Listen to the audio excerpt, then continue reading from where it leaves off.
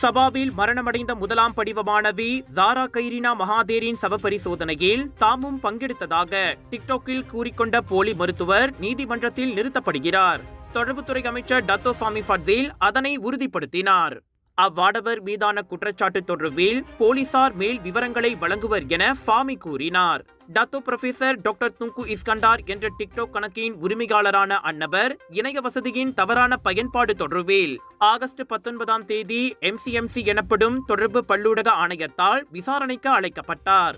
ஜாராவின் சவப்பரிசோதனையில் பங்கெடுத்ததாக அந்நபர் கூறிக்கொண்ட போதிலும் சுகாதார அமைச்சிடம் சரிபார்த்ததில் அது உண்மையல்ல என கண்டறியப்பட்டதை அடுத்து அவரிடம் வாக்குமூலம் பெறப்பட்டது.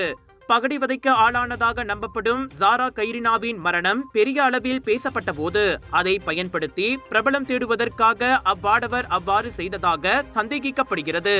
இந்நிலையில் 1998ஆம் ஆண்டு தொடர்பு பல்லூடக ஆணைய சட்டத்தின் கீழ் குற்றம் நிரூபிக்கப்பட்டால் அவருக்கு அதிகபட்சமாக 5 லட்சம் ரிங்கேட் அபராதமும் 2 ஆண்டுகள் சிறை தண்டனையும் விதிக்கப்படலாம். போலீஸ் மறுபக்கம் தேச நிந்தனை சட்டத்தின் கீழ் அச்சம்பவத்தை விசாரித்து வருவது குறிப்பிடத்தக்கது.